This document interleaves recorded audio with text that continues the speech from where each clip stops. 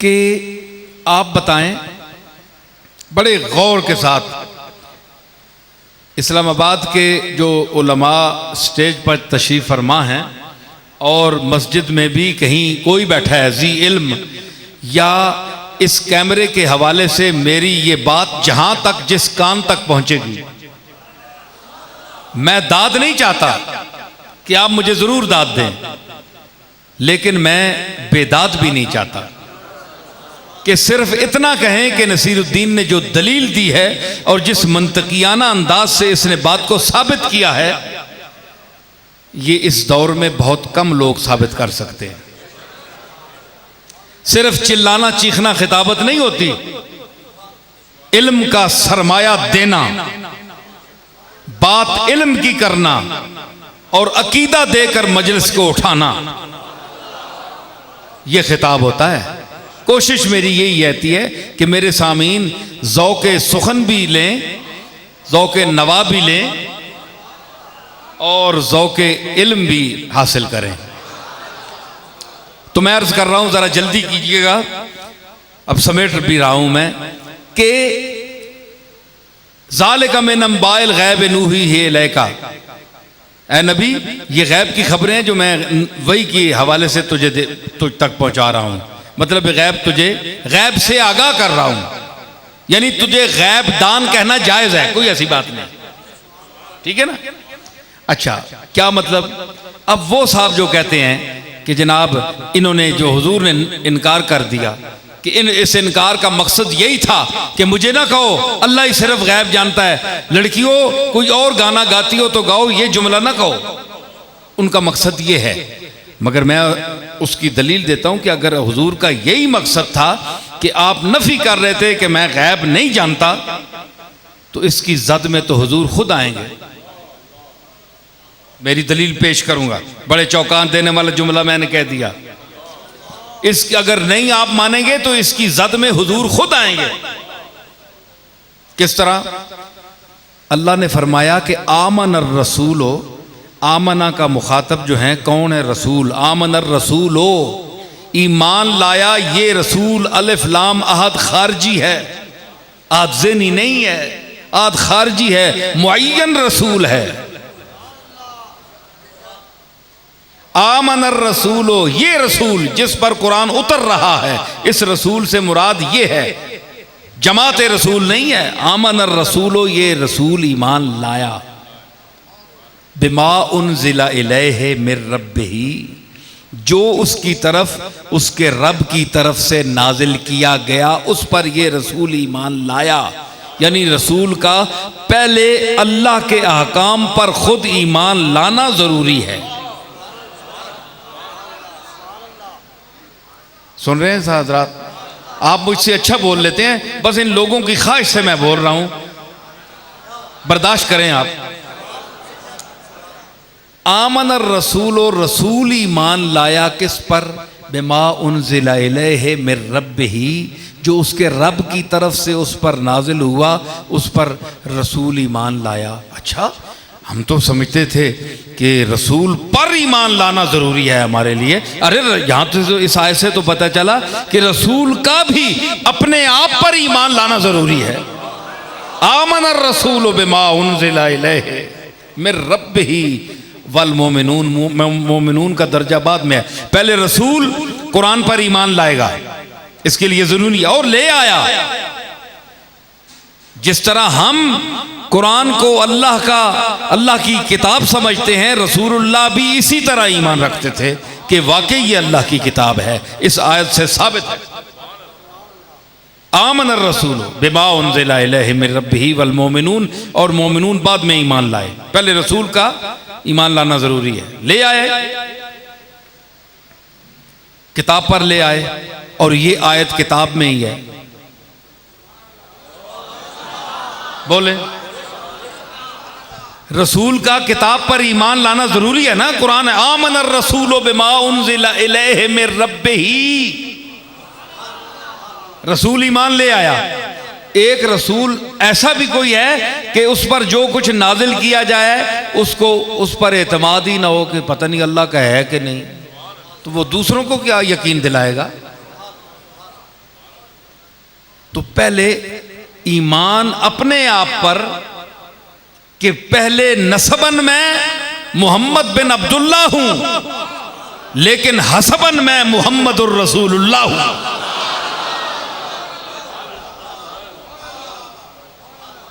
बेएतबारे नसब मैं मोहम्मद बिन अब्दुल्ला हूं, और बेएतबारे हसब सिफात के एतबार से मुहम्मदुर रसूलुल्लाह हूं। तो अल्लाह ने भी कुरान में नसब का जिक्र नहीं किया। ववजदका दाल्लन फहदा ववजदका आइलन फागना, ये कह दिया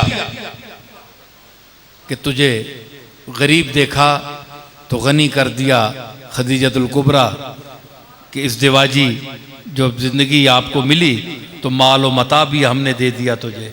लेकिन जब मुब्तदा की हैसियत से, मुब्तदा खबर, मुब्तदा की हैसियत से जब रिसालत माब का जिक्र किया कुरान में, तो फरमाया मुहम्मदुर रसूलुल्लाह।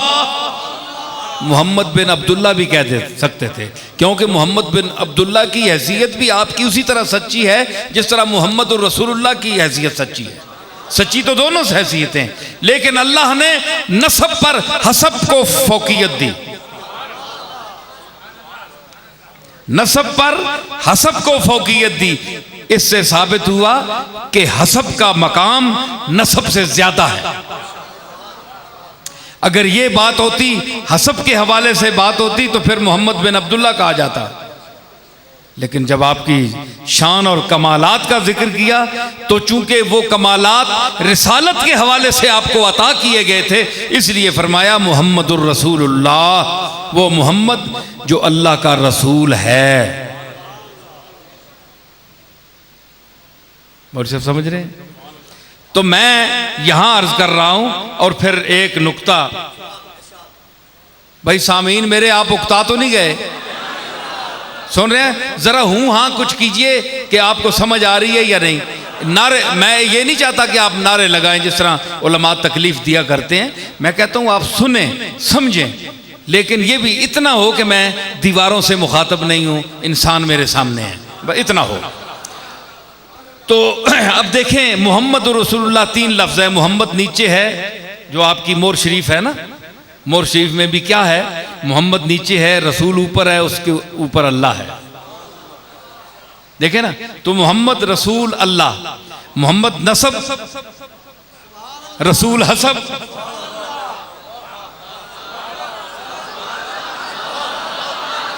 हैं? ज़हीन लोग समझेंगे मेरी बात को।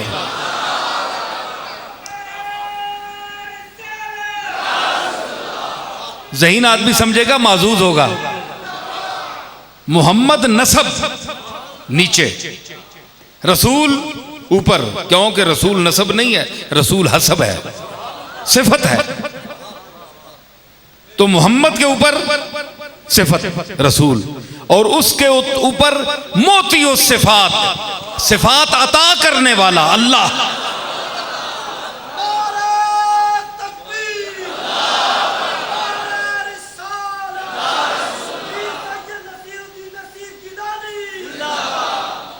और फिर मेरी अपनी एक शायराना बात है। ये हमारे जो मुफस्सिरीन बड़े ज़हीन लोग होते थे, ज़रूरी नहीं कि सारा कुछ तफसीरों से ही बयान किया जाए, मुआरिज़े कुरान न हो, बस इतनी बात यह है कि ऐसी तावील न किए जाए जो तावील बिर्राए हो, तो वो मना है। लेकिन आप नुक्ते जो है निकाल सकते हैं, अगर ज़हन आपको अल्लाह ताला ने अता किया है। तो मैं एक नुक्ता पेश करता हूँ, और देखें इस पूरे जुमले पर नुक्ता कोई नहीं है। मुहम्मदुर रसूलुल्लाह तीनों लफ्ज़ पर नुक्ता नहीं है। क्या कोई शिरक तो नहीं हो गया यहां? बोलो, शिरक तो नहीं हो गया? नुक्ता अल्लाह ते भी नहीं, इत्थे भी नहीं। रसूल शरीक हो गया नुक्ता ना होने विच।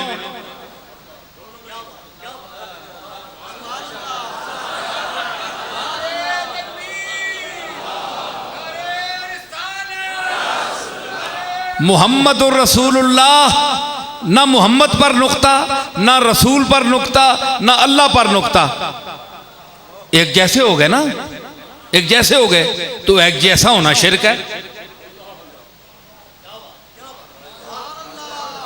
लेकिन मैं कुरान पेश कर रहा हूं, कोई फतवा लगाए तो मैं एक जो खास बात पेश कर रहा हूं वो ये है कि मोहम्मद का नाम प्यारा है। ये एक आम बात है। बाद लोग कहते हैं यार महबूब खुदा आप कहते हैं, हबीब खुदा कहते हैं, नबी कांपते हैं अल्लाह के सामने, आप उनको काली जुल्फ थी, अख मस्तानी है, मेरे दादा ने भी कह दिया। तो एक साहब बड़े एतराज़ करने लगे कि या तुमने माशूक बना दिया रसूल को, वो तो अल्लाह के सामने कांपते हैं, डरते हैं, तो उसकी तो मैंने कहा ये शमाइल तिरमिज़ी ज़रा पढ़ लो।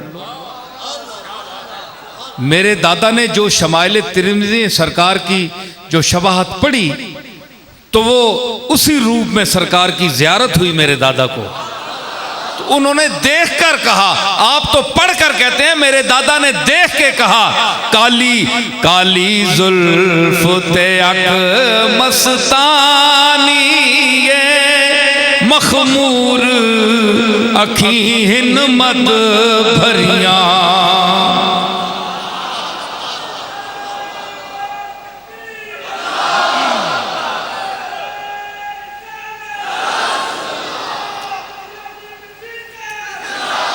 तो क्या हुआ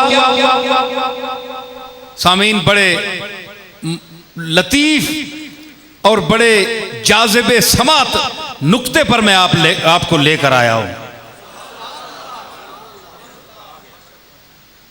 ये ज़रूरी नहीं होता कि अवाम बहुत हों तो कोई मजमून या मजमून चलता है। हमारा ज़ौक़ होता है जो काम के आदमी हो, समझदार आदमी हो, चाहे दो चार ही हों, तो हमारा भरपूर खिताब होता है। हम लाखों के मजमों में भी बोलते हैं, लेकिन जहां दिल वाले, मोहब्बत वाले, समझ वाले वो बैठे हों, मैं उनको तरजीह देता हूं। तो मैं अब ऐसे लतीफ़ नुक्ते पर इंशाअल्लाह आप महजूज होंगे कि मोहम्मद कहते हैं हम, बड़ा प्यारा लफ्ज़ है भाई, हैरत है, तरतीब पर भी मैं हैरान हूं। ये मेरी अपनी बात है। हम शेर कहते हैं ना, मजमून पैदा करते हैं, मजमून पैदा करते हैं। देखें ये मैंने मजमून पैदा हुआ है, देखें कि मोहम्मद का इतना लफ्ज प्यारा है कि जब आप मीठी चीज को इस्तेमाल करें तो आपके होंठ चिपक जाते हैं, ठीक है ना। तो ये इतना बाअदब और मकामे अदब का लफ्ज है कि बोसा लेते हैं लब पहले मीम पर। नाम की ओपनिंग जब होती है, नाम लेना शुरू करते हैं, नाम तो बाद में रखा हुआ है, मीम कहती है पहले मिलो, पहले चूमो। इसकी इब्तिदा ही चूमने से है।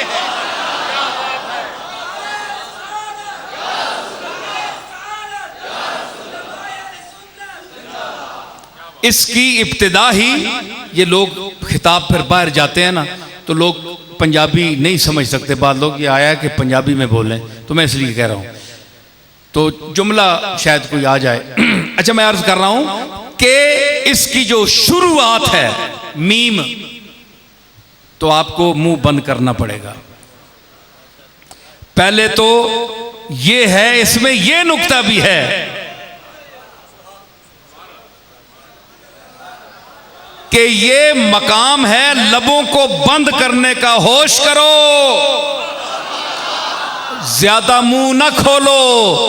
ये नाम पहले अदब से कहता है कि मेरा नाम लेना है तो अदब की चौखट पर अपनी जबान को रख कर आओ।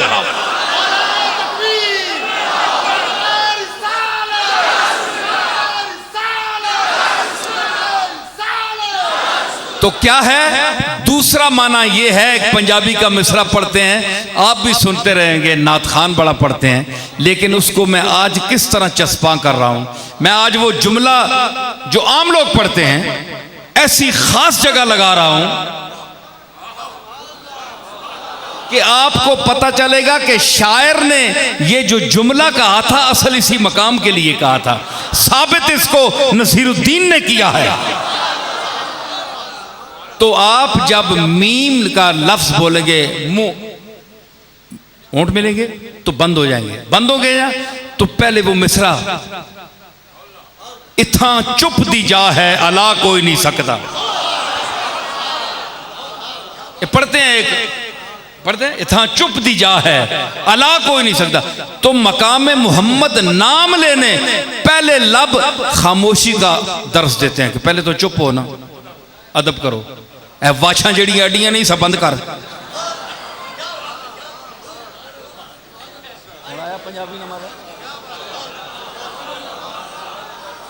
है जड़ियां बड़ियां वाछा खोल के बोलना पाया, बंद कर, आप ना ले रहे, बंद कर मुंह। अदब अदब गाहे जेरे आसमां अज अर्श नाजुक तर, नफस गुम करदा मी आयत जुनैदो बायजीदी जा। पहले तो तुम मुंह बंद करो मोहम्मद, फिर अल्लाह को आखिर में क्यों रखा, मोहम्मद को इब्तिदा में क्यों रखा। इतने बड़े उलमा बैठे हैं, मैं सवाल करूंगा क्योंकि मैं जब बयान, अब तक जो कुछ मैं कर चुका हूं, जो बयान करेगा ये सुनकर करेगा, और अब मैं जो करने वाला हूं इनमें से कोई अगर है तो माशाअल्लाह, अगर बयान कर दे तो सुभान अल्लाह। कि मोहम्मद पहले क्यों और अल्लाह बाद में क्यों है। तो मोहम्मद के इब्तिदा की वजह यह है कि इसलिए कि अल्लाह की तो ना कोई अव्वल है ना कोई आखिर है, ला अव्वल लहू वला आखिर ला, अज़लियुन अबदियुन दैमुबियुन ला अव्वल लहू वला आखिर ला। उसकी तो इब्तिदा है ही नहीं। फलसफी को बहस के अंदर खुदा मिलता नहीं, डोर को सुलझा रहा है और सिरा मिलता नहीं, उसकी तो अव्वल आखिर भी नहीं है। तो मोहम्मद तख्लीक में एक एतबार से सबसे अव्वल जात है, इसलिए मोहम्मद पहले है। फिर मोहम्मद को रिसालत दी गई, उसके बाद उस सिफत का, उस दर्जे का जिक्र किया, मोहम्मद रसूल। और अल्लाह मोहम्मद ने जबान को खामोश कराया, बंद कराया, होंठों को बंद किया कि अदब। और अल्लाह, अल्लाह का नाम लो, अल्लाहु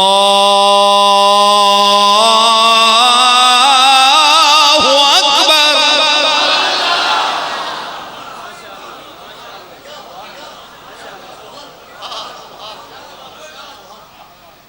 तो क्या है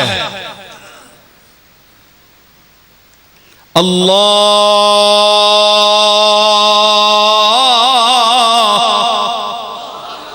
तो अल्लाह देखा मुंह खुले का खुला रह गया, बंद नहीं होता अल्लाह के नाम पर मुंह। अल्लाह यहीं बंद हो गया, मुंह खुला रह गया। मोहम्मद के नाम की ओपनिंग जो होती है, शुरू होती है, तो मुंह बंद हो जाता है। अल्लाह का नाम जाता है तो खुले का खुला रह जाता है।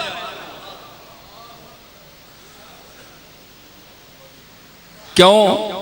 इसलिए कि अल्लाह का माना यह है कि जो हैरतों की इंतहा हो, जिसकी न जात समझ में आ सके न सिफात समझ में आ सके। अल्लाह के लफ्ज पर मैंने भी तहकीक अपनी किताब में लिखी है, बड़ी तफसील है कि ये इसका मादा इश्तिकाक क्या है, कहाँ से बना, किस तरह बना, बड़ी तफसील है उसकी। उलमा ने, लुगत वालों ने भी लिखा। तो उसका जो लुब्बे लुबाब है कि वो हैरतों की इंतहा है। और आप ये बताएं कि जब आप हैरान हो जाएं, हैरानी अगर किसी जगह आपको चांस आ जाए तो देखें, जब हैरानी की इंतहा पर आप पहुंच जाते हैं तो यूं आपका मुंह खोला जाता है, मुंह खुले का खुला रह जाता है। तो ये क्या हो गया? इंतहाई हैरत हो, छोटी मोटी हैरत में तो नहीं खुलता ना, इंतहाई हैरत हो तो मुंह खुला जा रहा है। तो अल्लाह ने, अल्लाह का लफ्ज ज़ात और सिफात के मानी को समझाने के लिए इसकी जो अदायगी की हैत है, इसमें अल्लाह ने माना समझा दिया कि मैं जो अपना मेरा नाम लोगे तो तुम्हारा मुंह का खुला रह जाएगा, क्योंकि मैं ज़ात के एतबार से भी इंतहाई हैरत हूं और सिफात के एतबार से भी इंतहाई हैरत हूं।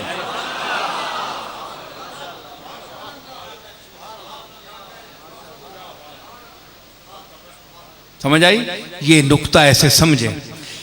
तो जो लोग ये समझते हैं, वो मैं बात कर रहा था, अब समेटता हूं, कि वो लोग जो ये समझते हैं कि रसूलुल्लाह गैब नहीं जानते थे इसलिए कह दिया कि ये लफ्ज़ मेरे लिए ना कहो। अगर ये बात होती तो रसूलुल्लाह के लिए खुद ये आयत जो कह रही है कि रसूल ईमान लाया मा उन्ज़िला इलैहि मिन रब्बिही, जो उसके रब की तरफ से इस पर नाजिल हुआ, रसूल इस पर भी ईमान लाया, मोहम्मद इसी तरह ईमान लाए जिस तरह मोमिन लाए। तो यानी रसूलुल्लाह का अपने आप पर ईमान लाना जिस तरह हम ईमान आप पर लाते हैं, आपके लिए भी ज़रूरी है कि आप अपने वजूद और अपनी ज़ात पर ईमान लाएं कि मैं सिर्फ मोहम्मद बिन अब्दुल्ला नहीं हूं बल्कि मोहम्मद और रसूलुल्लाह हूं, अल्लाह का रसूल हूं। तो बिमा उन्ज़िला इलैहि, जो उसकी तरफ नाजिल की गई, वो क्या चीज़ नाजिल हुई? बोले कुरान। कुरान की जो आयत मैं पढ़ रहा हूं, ज़ालिका मिन अंबाइल गैब नूही है इलैका, ऐ नबी ये वो गैब की खबरें हैं जो मैं तेरी तरफ वाही कर रहा हूं। अगर रसूलुल्लाह का ये मकसद होता कि मैं गैब नहीं जानता, तो मतलब है कि आपका माज़अल्लाह इस आयत पर ईमान नहीं है अपने मुतल्लिक कि मैं गैब जानता हूं।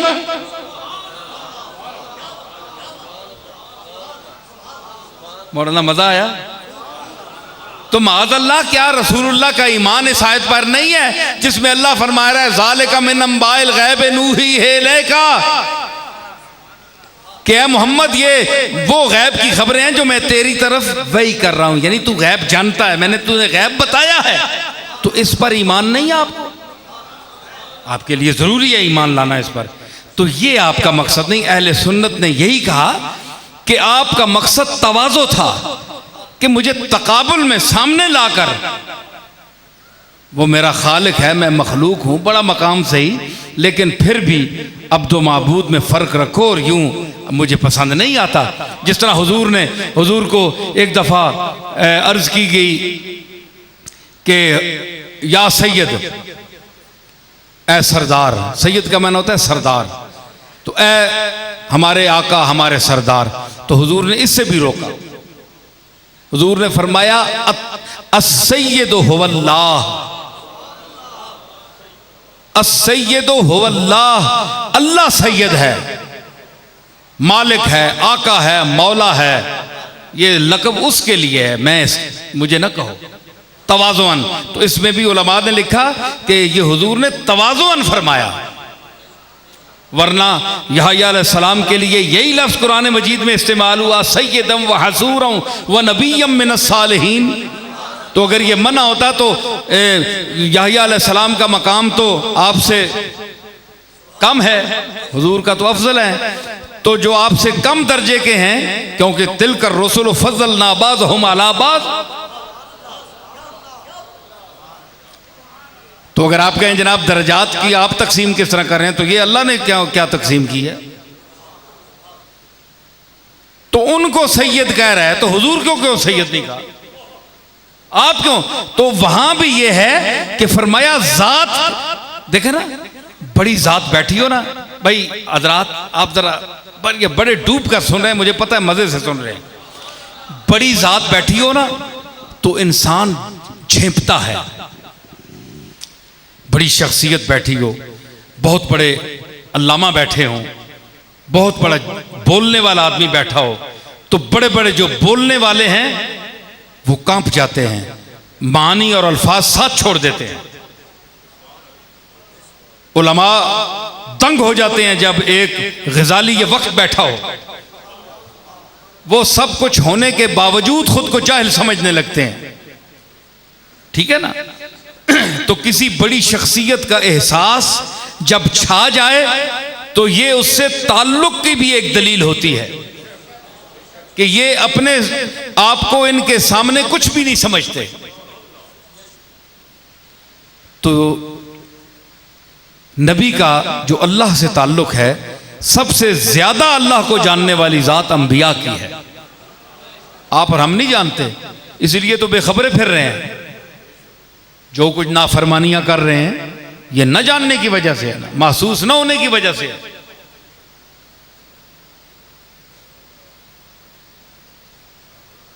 है जी।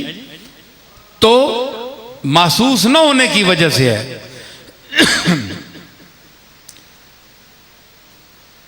असरार को नातके पे तोला न गया। तुसी और ना करो ना, सुनो गल जी मैं करना। यूं उकदा खुला किसी से खोला न गया,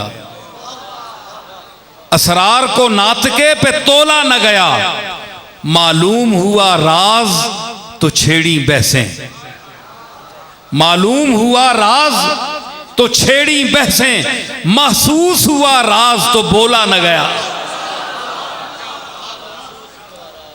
तो जब ये महसूस करने के मकाम पर आ जाता है इंसान, तो फिर इंसान कांपता है, डरता है उससे। तो आपने इसलिए ये जहां भी लफ्ज फरमाया, चूंकि आप ज्यादा रुतबे में हमसे बहुत ऊंचे हैं, इसलिए अल्लाह को हमसे ज्यादा जानने वाले हैं। हुजूर ने खुद भी फरमाया कि मैं तमाम कायनात से ज्यादा अल्लाह को जानने वाला हूं। तो इसलिए आपने फरमाया कि मैं सैयद नहीं हूं, सैयद वो है। जब एक बहुत बड़ा आलम बैठे हो तो उसके सामने आप कहते हैं जनाब ये अल्लामा साहब आपके सामने बोले, एक सैयदुल खुतबा बैठा हो है जी, खतीबों का बादशाह बैठा हो, तो उसके सामने आप छोटे मोटे खतीब को ले आए तो वो वैसे भी कन्नी कतराएगा कि मैं इस बला के सामने किस तरह बोलूं है जी। न लफ्ज साथ देंगे न मानी, बात कैसे चलेगी? कोई बात पकड़ ले तो फिर तो वो कहेगा नहीं जनाब मैं नहीं हूं खतीब, खतीब यही है, खतीब यही है। आप जितनी बारी पकड़ेंगे कहें खतीब ये हैं। तो मतलब है अल्लाह के सामने रसूल का यही मकाम है कि जब उस निस्बत से कहा गया कि सैयद आप हैं, फरमाया नहीं सैयद वो है, सैयद वो है, सैयद वो है।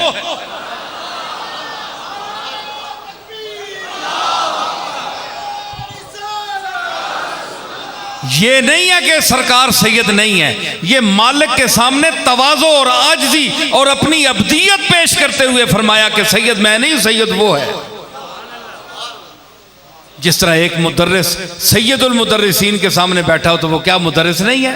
वो कदूरी नहीं पढ़ाता, वो मैबजी नहीं पढ़ाता, वो मिशकात और बुखारी नहीं पढ़ाता, मुदर्रिस है ठीक है, लेकिन वो उसकी निस्बत से कहता है कि मैं कुछ भी नहीं हूं, यही है सब कुछ। तो इसी तरह नबी को अल्लाह ने जो कुछ अता किया है, इस अता के बावजूद जहां ऐसे लफ्ज मिलते हैं अहादीस में, वो सिर्फ तवाज़ो की वजह से है, इनकिसार की वजह से है। उसको बेबसी पर महमूल नहीं करना चाहिए कि जनाब इनको अल्लाह ने दिया ही कुछ नहीं, किताब दे दिया, कुरान दे दिया तो और क्या दे। अदब तक ना छोड़ कैमरे, यहां कैमरा, कुरान दे दिया, बोलो मैं उठो लगा नहीं बोलने होते, कुरान दे दिया और क्या दे। आपको कुरान नहीं दिया, आपको दो लफ्ज दिए, तुसा वक्त पाया उम्मत पूरी पूरी उम्मत अब वक्त पाया, दो लफ्ज बोलने हो अपने लफ्ज। तो ये कुरान उसके लफ्ज हैं जिसने कुरान भेजा है। इतनी बड़ी नेमत समेट कर सीना बैठा हुआ है, उस जात के सीने की वसत को देखिए और मकाम इल्म को देखिए। दो लफ्ज मौलवी ने अंदर नहीं समा सकने, बाहर आने, पीरनी पीरी बाहर आनी है, जरा फूक दे छोड़न मुरीद। इतना बड़ा रसूल कि सैयदुल अव्वलीन वल आखिरीन, शाफिउल मुज़निबीन है जी, सैयदुल मुनकसिरीन, सैयदुल मुतवाज़िईन, फ़ख्रुल अव्वलीन वल आखिरीन, इमामुल अंबिया, इमामुल अत्क़िया, इमामुल अस्ख़िया है जी। मखदूम जिब्रील अमी, मखदूम सहाबा, मखदूम अहले बैत, सरचश्मा हिदायत, मीनारे अजमत व नूर। इतने बड़े अलकाब, इतनी बड़ी सिफात, और फिर तकब्बुर नाम की चीज नहीं है अंदर। सरापा इज्ज, सरापा आजिज़ी। सैयद, अपने नवासे को सैयद कह दिया, सैयदा फातिमा को सैयद कहा, लेकिन अपने लिए जब आया अस्सैयद हुवल्लाह। क्यों? अरे भाई सवाल ये पैदा होता है कि फातिमा बाप से बड़ी है माज़अल्लाह मर्तबे में, उसे सैयद कह दिया, सैयदा कह दिया, हसनैन को सैयदा कह दिया। अपने लिए लफ्ज आया तो फरमाया मुझे ना फरमाना, मुझे ना कहना सैयद। ये नुक्ता भी समझना, मैं जो बात कर रहा हूं गल समझा करो जिसे मैं बोलना पाया। खाली इनकिसारी नहीं, पीछे और मजमून भी है सारा। इनकिसारी तो बैठे न ले। तो नवासों को कह दिया कि तुम सैयद हो, बेटी को कह दिया तुम सैयदा हो, हमजा को कह दिया कि सैयदुल शुहदा है। अपने लिए फरमाया नहीं। क्यों? कि फातिमा हो या हसन हुसैन हो या हमजा हो, वो रुतबे में मोहम्मद से कम हैं, इसलिए वो उर्फ़े आम के मुताबिक उनको सैयद कहा जा सकता है। लेकिन मोहम्मद चूंकि मकाम शनासे मकाम इलाही है और नबी है, ये तबका नबी नहीं है, मोहम्मद नबी हैं, इसलिए जितना जिसको कुर्ब हासिल होता है उसकी तवाज़ो का मकाम भी उतना ही ज्यादा होता है।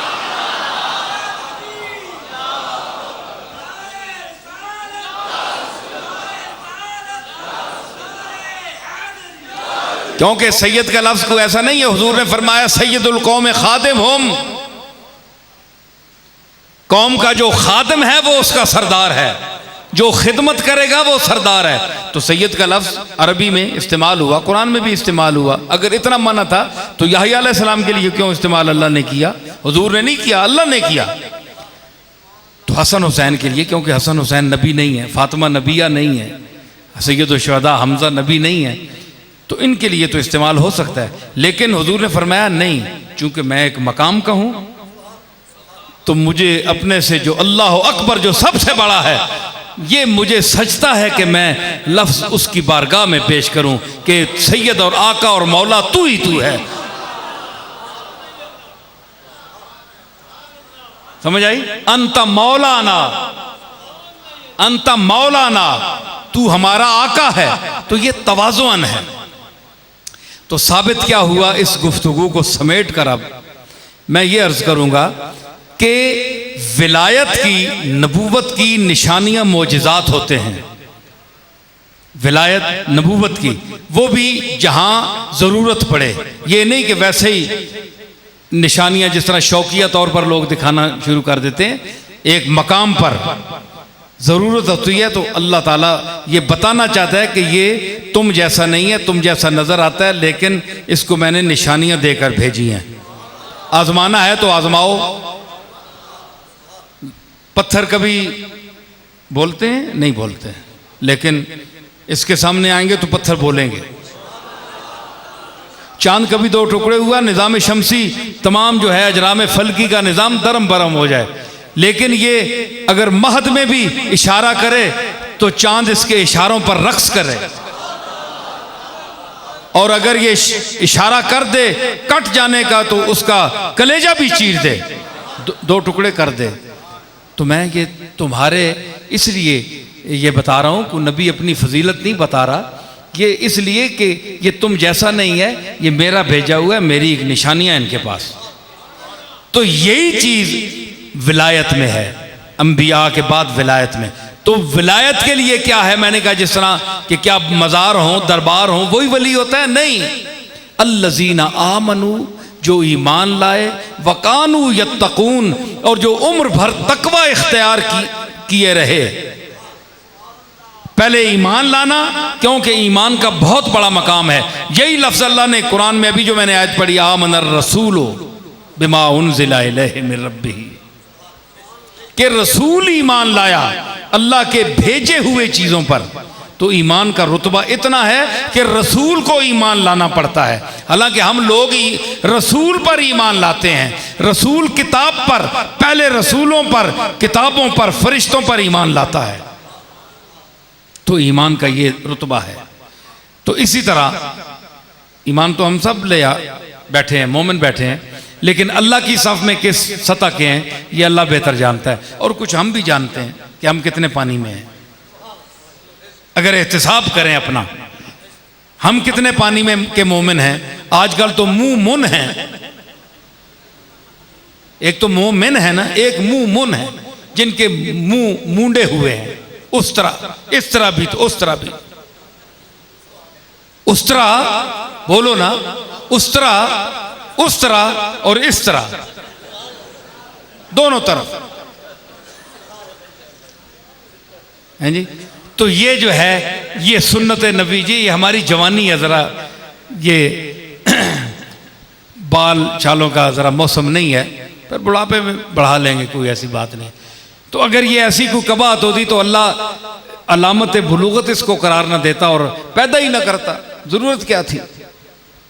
अच्छे लोगों के साथ रसूलुल्लाह की शबात इख्तियार करना सुन्नत का दर्जा हासिल है इसे। फिर वो सुन्नत है जो रसूलुल्लाह ने चेहरे पर रखी। लोग कहते हैं जनाब हम दाढ़ी के काबिल नहीं है जी, अच्छे अमल करेंगे तो इस काबिल नहीं है, तो दाढ़ी क्यों रखें? तो फिर नमाज भी छोड़ दो। तुम्हें किसने कहा है नमाज पढ़ो? छोड़ दो, तुम नमाज पढ़ने के काबिल हो।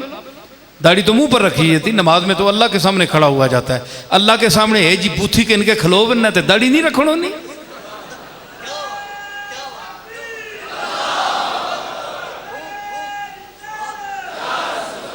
अच्छा जी ये नेक लोग ना काम है ए शरीयत को नसना, ए हुजता अंदर होने ना बेईमानी ते हुजता ने ढेर। आखे जी असी इस काबिल नहीं हाँ, काबिल नहीं है तो तुसी रोज़ा क्यों रख दे? छोड़ दो, भुखा रहना जरूरी? नमाज ना पढ़ो, तुसा कोई पुलिस इत्थे निज़ाम मुस्तफा नाफिज दे नहीं है, तुसा ते पुलिस आसी ते पकड़ के जोरी तुसा खड़सी। और सऊदी अरब भी चाहिए जिथे दुकाना बंद हो भी, इत्थे माशाल्लाह खुलतियां रहनियां। यहाँ ऐसे दुकानदार भी हैं कि जुमा की नमाज भी हो रही है, उलमा खुतबा दे रहे हैं और बाजार खुले हुए हैं। अल्लाह नस्से कुरानी से मना है उस वक्त सौदा सलफ लेना। तो इस मुल्क का तो ये हाल है। तो जो लोग ये हुज्जत पेश करते हैं उनको चाहिए कि वो नमाज भी छोड़ दें, रोज़ा भी छोड़ दें, जो नेकी छोटी मोटी भी करते हैं बड़ी, वो सब छोड़ दें। जब मौसम आएगा तबीयत जनाब की बदलेगी, जब आप मेहरबानी करेंगे अल्लाह रसूल पर, जी हाँ, तो उस वक्त आप कर देना। जी हाँ, आपकी बड़ी शान जो बड़ी है, सुभान अल्लाह। बड़े अफसोस की बात है उम्मत पर, उम्मत के लिए लम्हे फिक्रिया है। गौर करो तो अपने जो औलियाए उम्मत हैं वो इसलिए आए हैं कि आपको अपने अपने दौर में रसूलुल्लाह की सुन्नत सिखाएं। जिस शेख का ये महीना है हजरत शेख अब्दुल कादिर का, आपने सुन्नत का इहया किया। दिलों के अंदर जो शिर्क जड़ पकड़ चुका था, और उस वक्त के सूफी मशाइख मुतसव्विफीन, जाली सूफी, दरबारी मुल्ला, फतवा देने वाले, बादशाह वक्त के इशारे पर फतवा देने वाले, जायज को नाजायज और हलाल को हराम कहने वाले, ये हर दौर में रहे हैं लोग। दरबारी मशाइख हाजिरी देने वाले दरबारों में, चलो कोई दीन का काम हो, बड़ा काम हो तो फिर इंसान जाते हुए भी अच्छा लगता है। कोई कौम और मिल्लत का काम हो, अब जरा सा इशारा करे तो उलमा भी भाग रहे हैं, मशाइख भी भाग रहे हैं। तो काश अगर सरकार बुलाती है मशाइख और उलमा को, तो मशाइख और उलमा के कहने पर कोई करारदाद पास करके उसको नाफिज क्यों नहीं करती? किस लिए उलमा और मशाइख को बुलाया जाता है? सिर्फ दफा वक्ती के लिए, फॉर्मेलिटी पूरी करने के लिए कि हमने इनको भी अपने साथ लगाए, हमारी हिमायत में है मशाइख भी उलमा भी। पूरे पाकिस्तान के कन्वेंशन होता है, उस कन्वेंशन सेंटर में बुलाया जाता है उलमा को, मशाइख को, नशिस्तन दो गुफ्तन दो बरखास्तन। बात अपनी की जाती है, जलील हम लोगों को किया जाता है, हमारी मानी नहीं जाती, फिर हम भी हैं कि भाग कर चले जाते हैं और एजाज समझते हैं कि जनाब हमें बुलाया जा रहा है। आपकी आज तक भी किसी ने सुनी? उलमा और मशाइख का 60 साल से, जब से पाकिस्तान बना है, ये मुतालबा है कि इस मुल्क में निज़ामे मुस्तफ़ा कायम हो, राइज हो, नाफिज हो, लेकिन ये ख्वाब अभी तक शर्मिंदा ताबीर नहीं हुआ। हम भी चुप हैं, मशाइख भी चुप हैं, उलमा भी चुप हैं। क्या करें हम? जो अरबाब इक़्तिदार हैं, ये उनके बस की बात है। अब उनको कौन सी ताकत माने है, कौन सी ताकत रोकती है इसके नाफिज करने से? ये जिस तरह मैंने एक और खिताब में भी कहा कि जिस तरह हमारे सरबराहान ममलुकत, वज़ीर आज़म और सदर पाकिस्तान जिस तरह और चीज़ें आनकर टीवी पर वजाहत करते हैं, कभी ये भी वजाहत फरमा दें कि ये मुल्क पाकिस्तान रसूलुल्लाह सल्लल्लाहु ताला अलैहि वसल्लम के निफाज शरीयत और इजराए अहकाम इलाही के लिए मारज़ वजूद में आया। पाकिस्तान का मतलब क्या? ला इलाहा इल्लल्लाहु मुहम्मदुर रसूलुल्लाह, अल्लाह भी है और मोहम्मद भी है, दोनों के अहकाम नाफिज करने के लिए ये मुल्क बना है। और हमारे दादा ने, हमारे मशाइख ने उस वक्त पूरा जोर लगाकर मुस्लिम लीग की हिमायत करके इस मुल्क को बनाया। 2 पुश्तें दुनिया से गुजर गईं, आज तक इस मुल्क में अंग्रेज का कानून नाफिज है अदलिया में, और हमारी सरकारी जबान नाम को सिर्फ उर्दू है, बाकी सब अंग्रेजी। अंग्रेजी का मैं कोई मुनकर नहीं हूं कि आप ना सीखें, इस दौर की जबान जरूरी है, आप सीखें, लेकिन अपने शरीयत को भी देखें, अपने अल्लाह को भी देखें, रसूल को भी देखें, हदीस को भी देखें, कुरान और सुन्नत को भी देखें, उलमा की इज्जत करें जो आपको आज तक कलमा पढ़ा रहे हैं। आपके मैयत जब हो जाए तो यही जनाजे पढ़ाते हैं। आपको तो नहलाने का तरीका नहीं आता, उस्ताद जियां बुलाओ तो बंदा जिस दब रहने ना उस्ताद ना दुए मरने तक पूछने ही नहीं। ये कोई हाल है? ये उलमा की इज्जत है? तो ख्याल करें, दीन पढ़ें, कोई दीन का भी लिहाज करें। आप मुसलमान हैं, आप अंग्रेजी तालीम पर इतना फख्र करते हैं और कमली वाले की जबान पर आपको फख्र नहीं है? अंग्रेज की जबान पर, काफिर की जबान पर आपको फख्र है? इन लोगों की इज्जत करें, ये जो उलमा बैठे हैं, और जहां जहां कोई आलिम बैठा है उसकी इज्जत करें कि वो रसूलुल्लाह की जबान बोलता है, वो कुरान की जबान बोलता है। आज देख लिया आपने असम्बलियों में जो कुछ हो रहा है, ये पढ़े लिखे तालीम याफ्ता जाहिल जो सलूक कर रहे हैं, वहां बदजबानी कर रहे हैं। इनको ये तालीम दी गई इसलिए, ये अंग्रेजी तालीम का मादर पितर आजाद तालीम।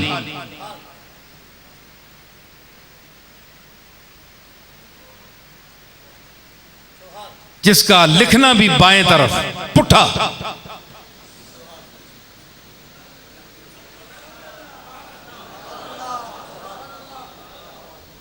पहली इब्तदाई पुट्ठी, जिथू हरफ ही पुट्ठा शुरू हो तो उससे पुट्ठे सीधा के करना।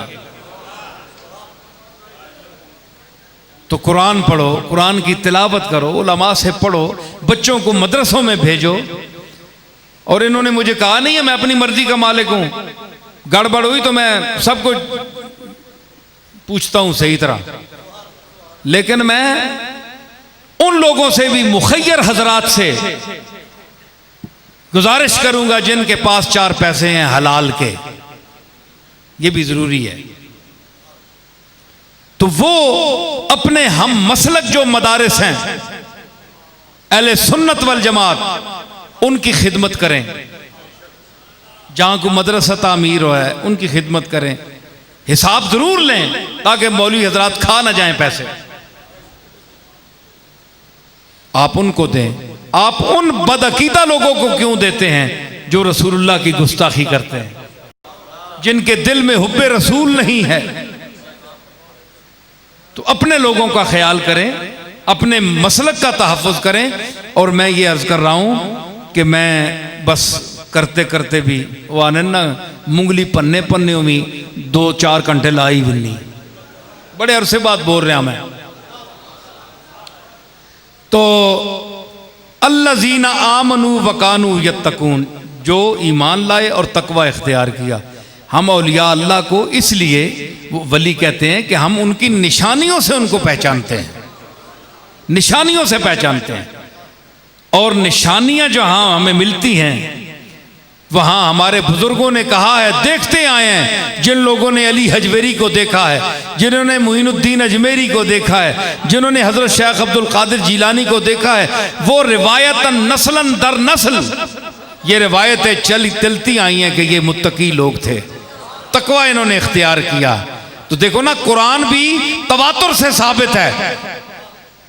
कुरान के सच्चे होने का सबूत आपके पास क्या है कि सारी दुनिया कहती आ रही है कि ये कुरान है।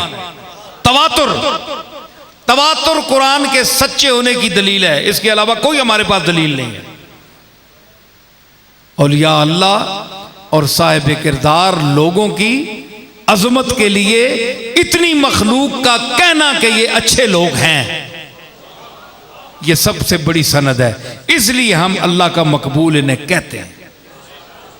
अब अल्लाह के खाते में कौन कितना है ये हमें पता नहीं है। इसलिए जब आप किसी वली की कब्र पर जाएं तो कहें, जो कुछ मैंने पढ़ा है कुरान मजीद, ऐ अल्लाह तेरा दोस्त समझ कर आया हूं। जाहिलू, मुझे पता नहीं है कि ये किस मर्तबे का है, अंधा हूं मैं, सोच समझ कर ये आई हूं कि तेरा मकबूल है। अगर तेरे खाते में पूरा है तो इसके सदके मेरे गुनाह माफ फरमा और मेरी फलां हाजत पूरी फरमा। और अगर इसकी कोई कमजोरी तकाज़ाए बशरियत की वजह से रह गई है तो मैंने जो हदिया पेश किया है कुरान मजीद, इसकी रूह को सवाब पहुंचा और इसकी उस खता को माफ फरमा के इस दर के दर्जात बुलंद फरमा। यह तरीका है रसूलुल्लाह को छोड़कर। हुजूर की बारगाह में हाजिरी का तरीका यह है, मैंने जो समझा है, ये हुजूर के अलावा लोगों के साथ है, पूरी उम्मत के साथ जो मैंने अभी पेश किया है। हुजूर के सामने आपने जाना है तो आपने अर्ज करनी है कि या अल्लाह, तेरे इस आखिरी और सबसे अफजल ऊंचे नबी की बारगाह में मैं हाजिर हुआ हूं। ये कल शफीउल मुज़निबीन है हमारे लिए, तो इसकी बारगाह में सदका, इसकी अजमत का, इसकी इज्जत का सदका मुझे फलां चीज़ अता फरमा, मेरे गुनाह माफ फरमा। और आप चूंकि एक होती है, पता है कि हार्ड लाइन जो होती है ना, ये वजीर आजम की मैं एक बात बताऊं, सदर मुशर्रफ साहब की, के अंदर जो होती है बात, एक ग्रीन लाइन जो होती है वो सीधी सदर ही सुनता है और कोई नहीं सुन सकता, वजीर आजम सुन सकता है। कि मैं जो महकमे के आदमी है ना TNT के, उनसे भी मैंने ये पूछा, उन्होंने भी तस्दीक की है कि उसमें कोई ऑपरेटर वगैरह नहीं होता, सीधी जो बादशाह के साथ बात करते हैं, या आप कहीं से उस हार्ड लाइन पर बात करें तो सदर या वजीर आजम के सिवा दरमियान में कोई नहीं सुन सकता। तो जो लोग, जो गदा, जो साइल हुजूर की बारगाह में हार्ड लाइन पर हुजूर से अर्ज करे, एक तो ये ना उजीब दावत दाए ज़ादा आने, वो भी है हार्ड लाइन, सीधा बंदा सबको छोड़कर वहां हाजिर हो अल्लाह की बारगाह में। और जो मोहब्बत का रिश्ता रख के हुजूर की बारगाह में, वलो अन्नहुम इज़्ज़लमू अनफुसहुम जाऊ का तेरे पास आए, तो उस लाइन पर भी अगर अर्ज की जाए तो हुजूर सीधी सुनते हैं, ये सीधी।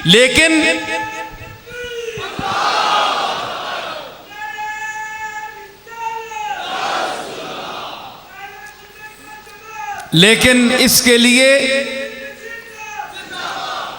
बैटरी होती है ना फोन के चलाने के लिए, बैटरी पर फोन चलते हैं ना, वो बोलो तो सही हमें करने ना लाई रखने को पता को नहीं चलनी किस वे, इस मिट्टी ना तेल ते नहीं पहना। तो इसके लिए कुव्वत है, गर्मी है जिस पर ये फोन चलती है। तो रसूलुल्लाह सल्लल्लाहु ताला अलैहि वसल्लम तक जो आवाज पहुंचती है या अल्लाह पहुंचाता है, कुछ कहते हैं ना जी पहुंचती है अल्लाह ना पहुंचाए, हम कहते हैं कि अल्लाह पहुंचाता है, अल्लाह की मर्जी है पहुंचाए ना पहुंचाए, ये भी हम कहते हैं। लेकिन तुम्हारे कानों तक अल्लाह पहुंचा रहा है, उनके कानों तक नहीं पहुंचाता। बोलो, तुम्हारे कानों तक पहुंचा रहा है ना, तुम कहो हम जिंदा हैं, तो उन्हें मुर्दा क्यों कहते हो? तुम्हारे पास क्या सबूत है कि नबी मुर्दा है? बोलो, तुम्हारे पास क्या सबूत है कि नबी मुर्दा है? मैं नबी की जिंदगी साबित करूंगा किसी और जगह, किसी और मकाम पर, और कुरान से साबित करूंगा, हदीस से नहीं, कुरान से। जी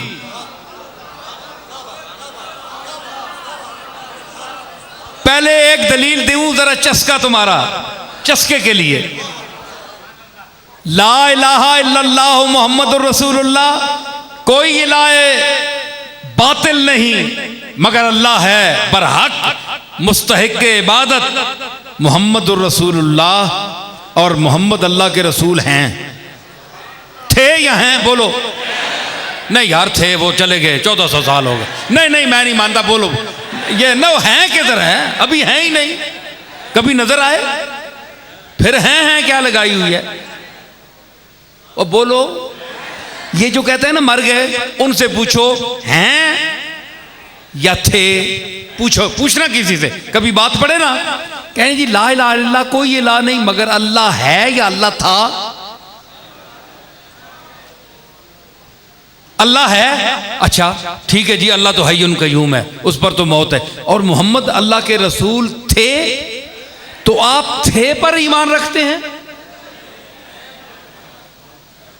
ये किसी से पूछना, वो खुद मानते हैं कि हैं, तो हैं, तो फिर वो जिंदा हैं, जिंदा हैं। शहीद जिंदा है।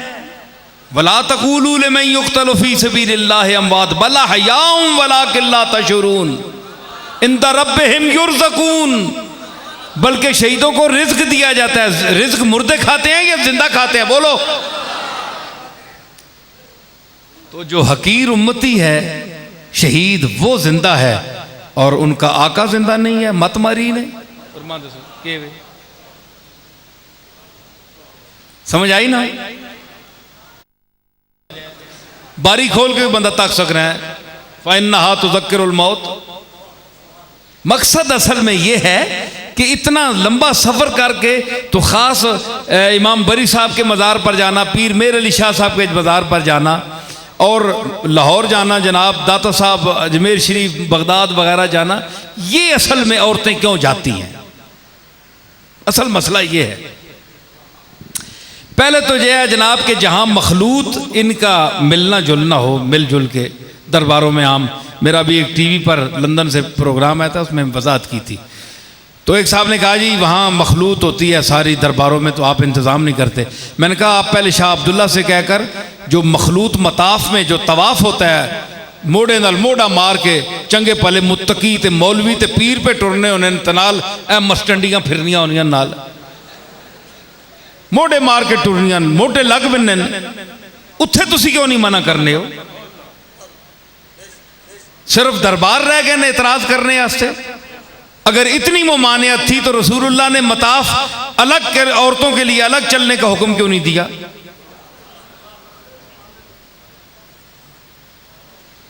वहां चल रहा है चुकुफरज का बबरखेजत कुजा मानद मुसलमानी है जी। तो वहां भी आपका तकवा है, आपका तकवा है। ये अल्लाह ने आपको आजमाइश में डाला है कि अब मेरी बारगाह में हाजिर हो, मेरी सरकार में पहुंचे तो सभी एक हुए। अब जो औरत है उसने मर्द बनना होगा और जो मर्द है उसने यहां औरत बनकर चलना होगा। अपने ज़हन को बदलो, मेरी बारगाह में हो। तो इसी तसव्वुर से अगर अल्लाह के किसी मकबूल के पास जाया जाए जो उसका दोस्त हो, मांगना दोस्त से है, दोस्तों से तो नहीं मांगना है, मांगना तो अल्लाह से है, दोस्त भी उसी से मांगते रहे। तो लेकिन इस ख्याल से जाना कोई शर्न ममनू नहीं है कि आप कहें जनाब के वहां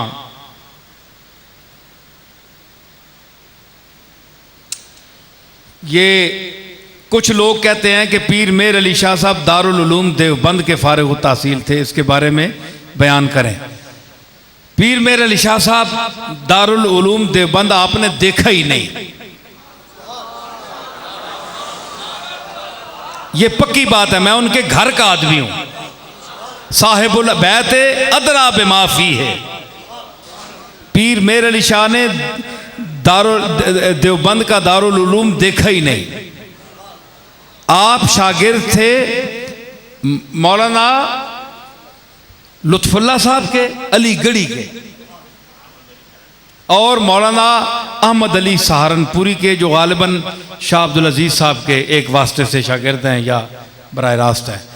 तो उनके शागिर्द थे और वो देवबंदी नहीं थे।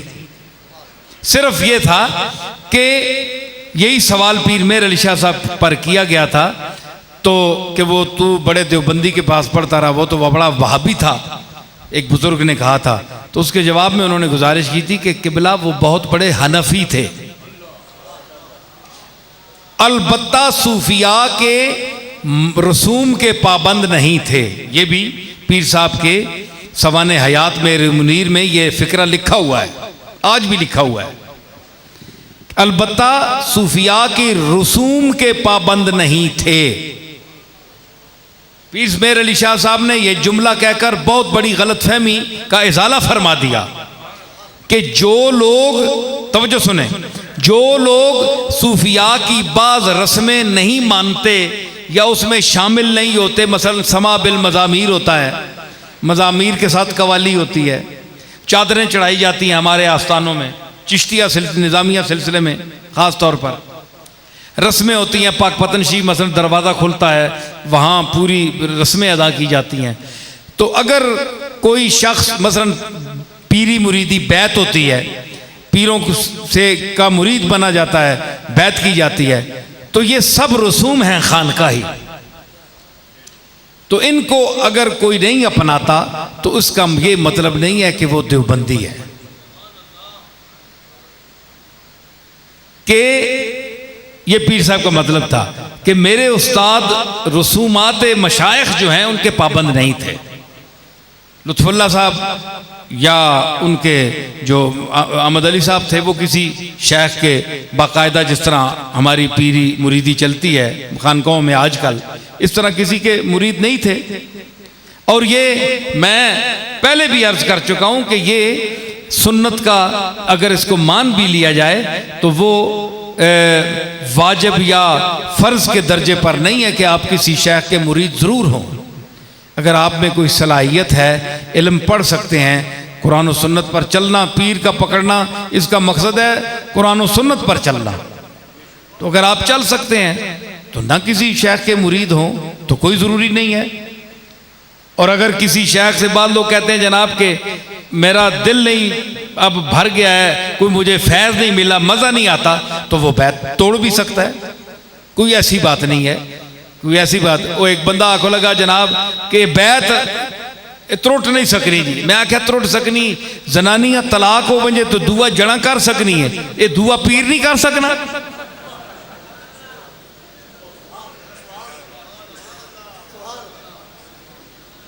कर सकती है जी, वो तलाक हो गई, अपनी मर्जी इद्दत गुजार कर अपना कर लें। और शेख ये, लेकिन ये तमाशा भी ना हो कि जहाँ आज यहाँ बैत हो गए, कल वहाँ कोई अच्छे मफाद देखा, वहाँ इनकी तोड़कर उनके बैत हो गए, फिर ये सारी उम्र चक्कर ही चलता रहे, ये बात भी नहीं है। अगर ये तमाशा करना है तो आप घर ही बैठे रहें, किसी पीर के मुरीद ना हो, और अगर होना है तो सोच समझ करो। आपको कौन मजबूर करता है? कई लोग कहते हैं जनाब हमारे आपके मुरीद हुए हैं जनाब, अभी तक तो बेहमदुल्ला मुझे किसी ने नहीं कहा जो मेरा मुरीद हुआ है, लेकिन मैं कहता हूं कि अगर मुझसे बेहतर किसी को आप समझते हैं तो आप मेरी बैत भी तोड़कर कहीं और कर सकते हैं, ये तो अपने मर्जी की बात है। तो ये पीरी मुरीदी ये नहीं होती कि ये कोई दरबार सरकारी हो कि जितने मुरीद ज्यादा होंगे उतना नजराना हमें मिलेगा, ज्यादा पीरों को यही लालच होती है ना। तो ये इन लोगों ने, हमारे जो अकाबिर गुजरी हैं, उन्होंने ये दुकानदारी के लिए ये पाकीज़ा अड्डे नहीं खोले थे। ये इदारे पाकीज़ा जो रूहानी जो हैं, ये दुकानदारी के लिए नहीं खोले, ये तो रूहानियत के लिए, रसूलुल्लाह के फैज़ हसना को जारी करने के लिए, इताअत के लिए ये तरबियत गाहें बनाई थी इन्होंने। तो बेहतर है कि हम उसी तरीके पर इनको चलाएं। तो मैं अर्ज़ करूँगा कि मेरे सामीन ने आज बड़ा वक्त मैंने भी आपको दिया और आपने भी मुझे वक्त दिया, तो एक अरसे की आपको भी ख्वाहिश थी और मैं भी बड़ा अरसा, इतनी दावतें होती हैं कि अगर मैं गिनूं तो हज़ारों की तादाद में जाएंगे। और मैं इसलिए भी डरते हुए प्रोग्राम नहीं देता कि अब यहाँ मैं बोला हूँ तो लोग कहेंगे कि आप वहाँ भी बोले, आप हमें क्यों नहीं टाइम देते। तो इसलिए मैं ज़रा फिर कतराता भी हूँ, मेरे कुछ ज़रा सेहत का भी मसला होता है, तो कोशिश यही रहती है कि जो कुछ मेरे खिताबात हो चुके हैं, अगर उसमें कोई अच्छी बात है आपको पसंद आ गई है तो उस पर आप अमल करें। अल्लाह मुझे भी अमल करने की तौफीक अता फरमाए। अल्लाह ताला हमारी इस हाज़िरी को हुजूर की बारगाह में कबूल फरमाए और अपनी बारगाह में भी। और जिस हवाले से हमने गुफ्तगू की है विलायत पर और रिसालत पर, और जो विलायत का मफहूम मुझे बयान करने की सआदत हासिल हुई है, अल्लाह ताला वो मफहूम हमें समझाए और समझाए रखे, और उसके हवाले से हम अल्लाह के मकबूल बंदों के साथ ताल्लुक़ भी रखें और अल्लाह के लिए रखें। अल्लाह पहले, बंदे बाद में, अल्लाह के लिए, मफाद के लिए नहीं। और उनका, अंबिया का और औलिया का एहतराम उस हद में करें जितनी हमें सरकार ने, कुरान ने, हुजूर की सुन्नत ने इजाज़त दी है। मेरा ख्याल है अब एक साहब कोई आकर सलाम के 2 शेर पढ़ दे, उसके बाद दुआ कर लेंगे। मुस्तफ़ा जाने रहमत पे लाखों सलाम, मुस्तफ़ा जाने रहमत पे लाखों सलाम, शमाए बज़ में हिदायत पे लाखों सलाम, शमाए बज़ में हिदायत पे लाखों गौसे आज़म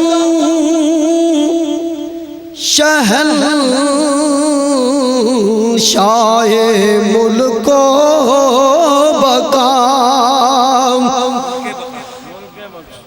गौसे आज़म शहंशाहे मुल्के बका, पीर मेरे अली मुर्शदो मुक़्तदा, उनके अनफाज़े अतहर पे लाखों सलाम, मुस्तफ़ा जाने रहमत पे लाखों सलाम, शमाए बज़ में हिदायत पे लाखों सलाम, शमाए बज़ में